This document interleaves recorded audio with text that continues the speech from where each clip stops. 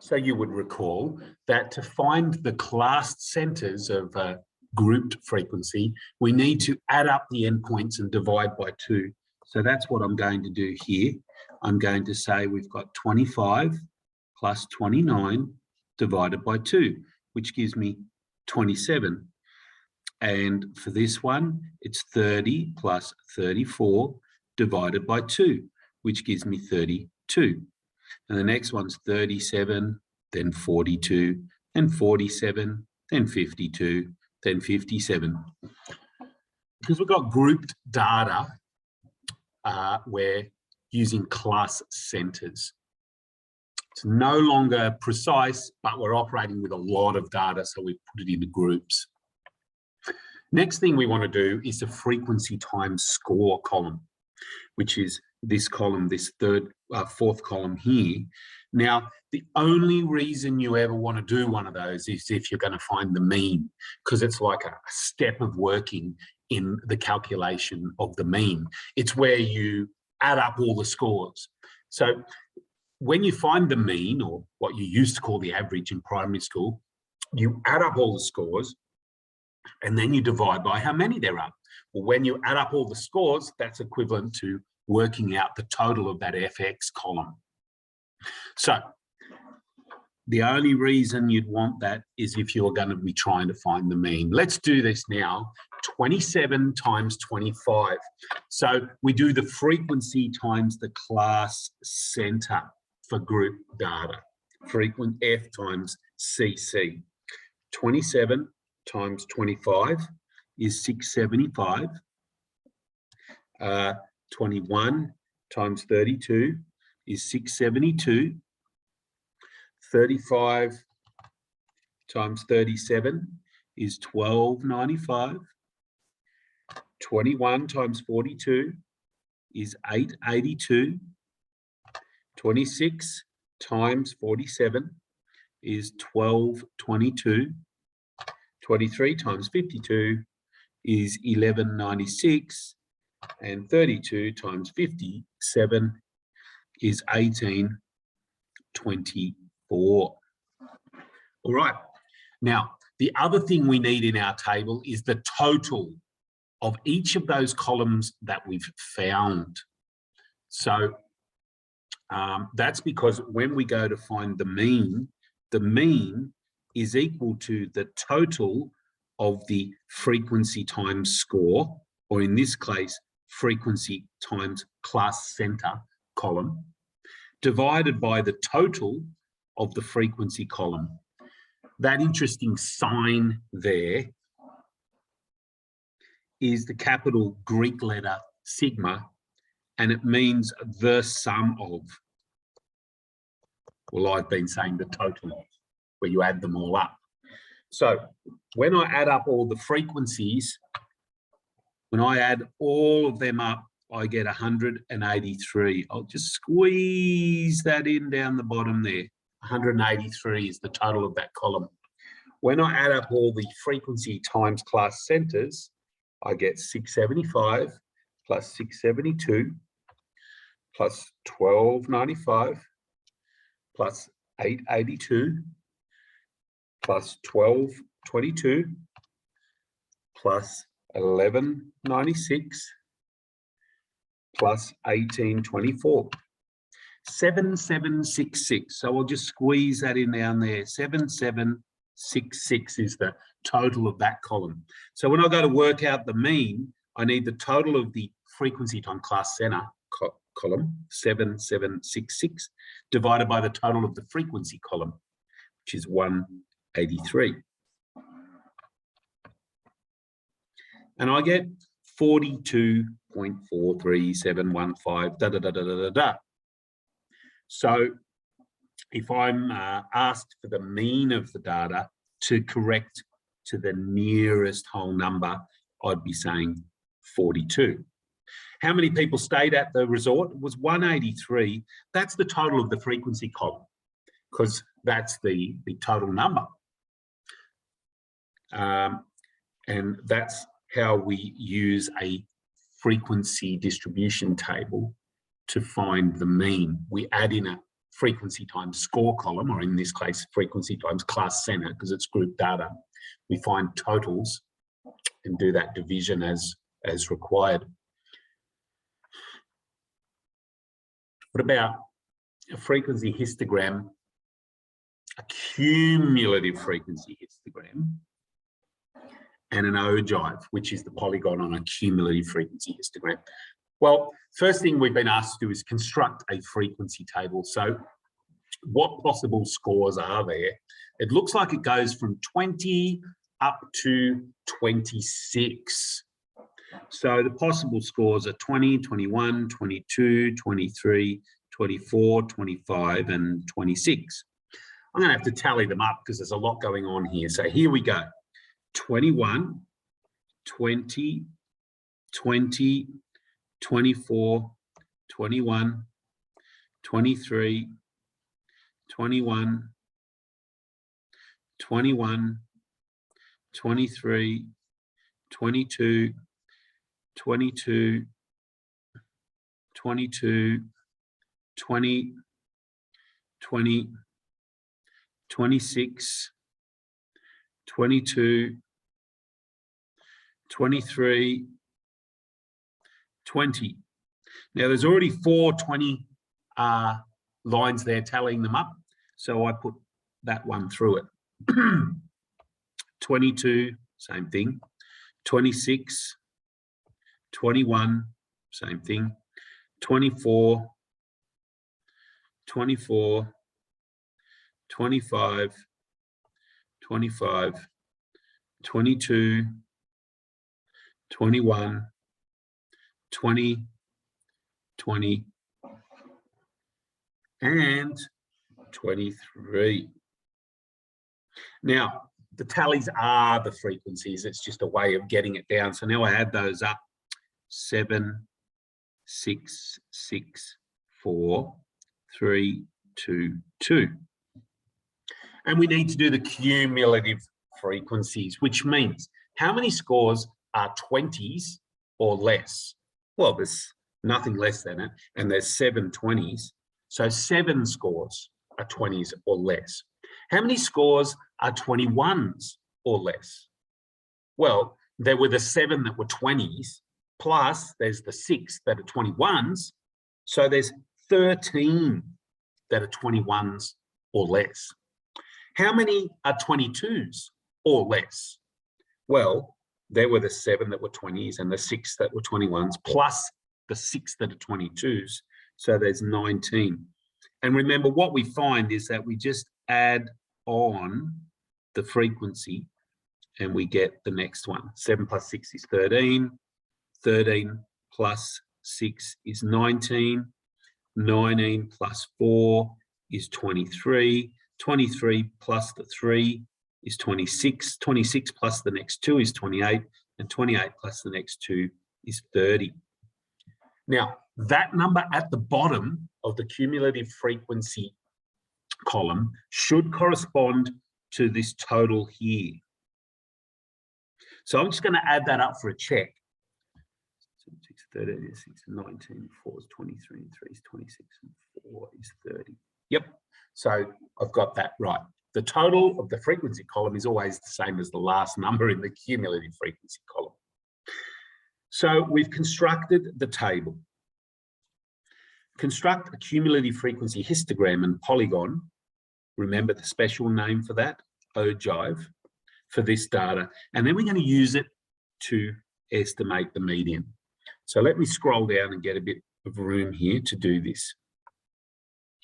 I can just enough see to be able to put that on there. So my scores are 20, 21, 22, 23, 24, 25, and 26. And I need to get up to 30 for my highest of the cumulative frequency. So it looks like it'd be good to go here, to go 10, 20, 30. All right, so let's start to put these in. I'll get a different colour. Light blue will do.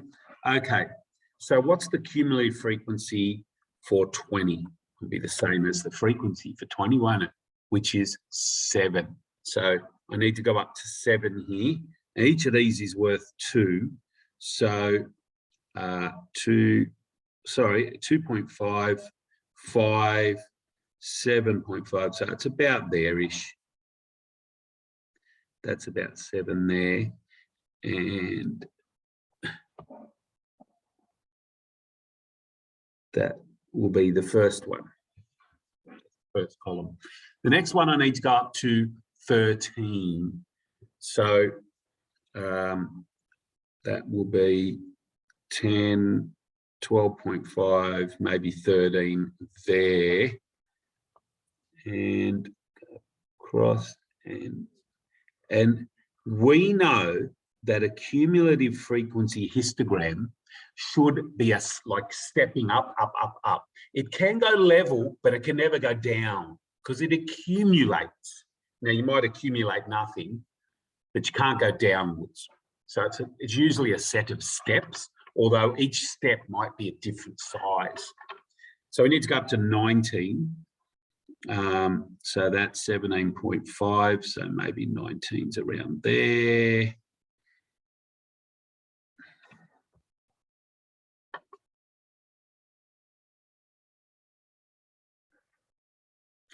And then we need to go up to 23 for the next one.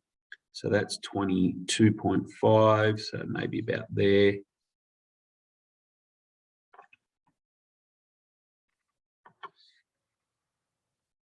And then we need to go up to 26. So that's 25, so maybe about there.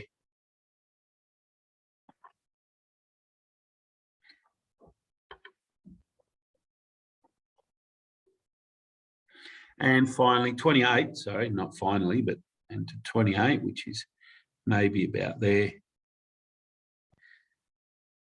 And then finally up to 30. Here we go.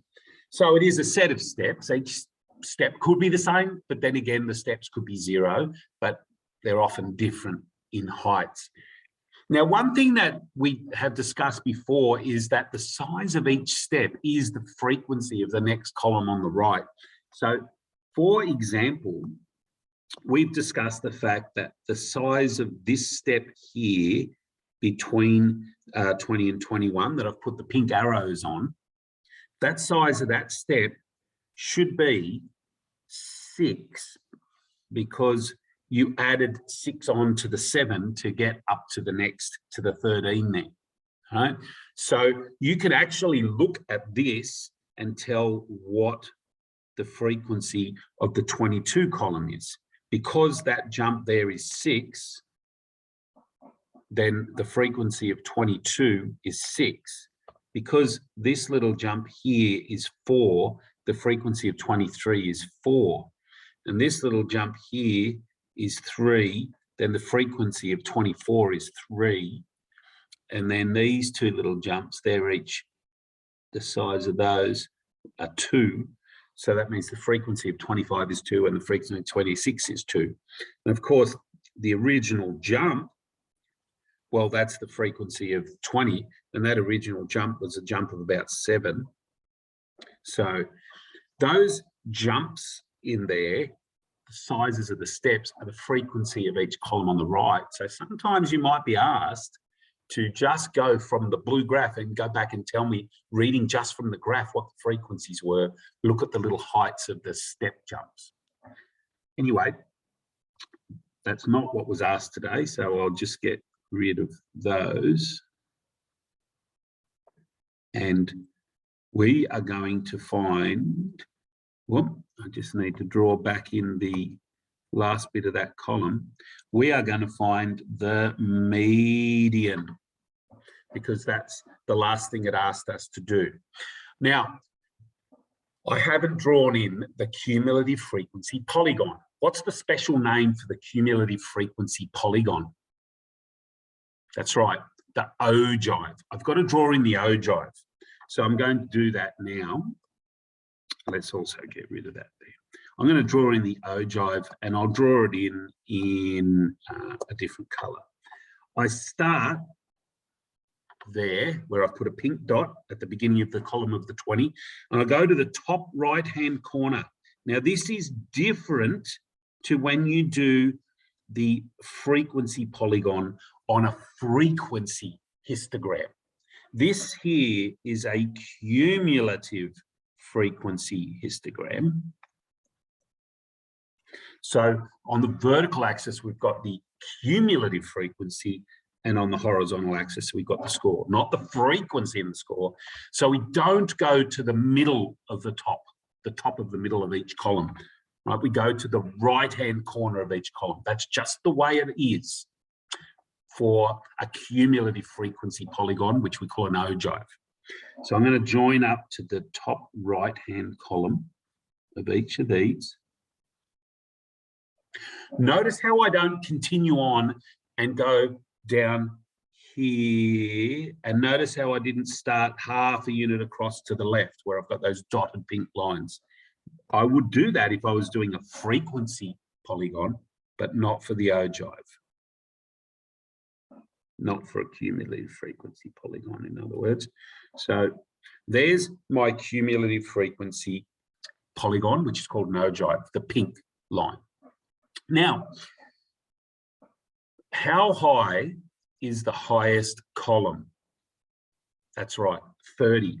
Doesn't matter what the scale is. I mean, usually they're reasonable and they draw the scale on the vertical axis up to the highest column like I've done. See how I've gone up to 30 there? But I could have kept going and going 40 and 50, and that can confuse some people. Because when you find the median, you want to find half of the highest column, not half of whatever the vertical axis numbers go up to. Just be careful. So the highest column is 30.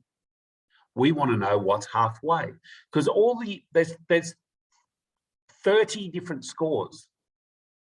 They're accumulating up to that. So which one would be halfway along? That's what we want to know. So the highest column is 30. What's half of 30? That's what you've got to ask. And the answer is 15. So half of 30 is 15. Let's get a different color to what we've been using. How about we go for a purple? So I go to 15 here on the vertical axis because that's half of the highest column. And then I go along and find where that connects onto the ogive. There it is there.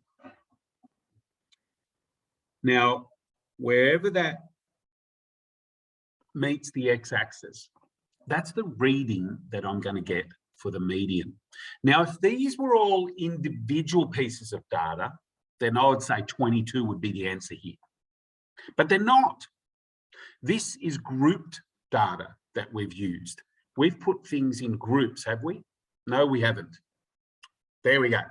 I'm making a very good point here, except for I'm saying it backwards. These are individual bits of data. I did not group them, did I? No. So that means you're either 20s or 21s or 22s or 23s or 24s or 25s or 26s. If you land in the 22 column like I've done there, right, anywhere along where I'm colouring now is a 22. So the answer is that the median is equal to 22. I was thinking of the first question we did today, which was a grouped data one. If that was grouped data, I would read that off more accurately as an estimate of the median. You know, I would say that's 21.75, something like that, because that'd be accurately where it lands on the x-axis if it was grouped data, where I'd use class centers and so on. But it's not. I used individual data here. So the answer is just 22, whatever column it lands in. If it happens to land exactly between two columns, then it'll be a 0.5er. So if it did happen to land, let's say where I'm putting a purple dot now, if that's where the purple line coming across and met the ogive, that would be 22.5. right? But otherwise, it'll be one of those exact scores. So the median's 22.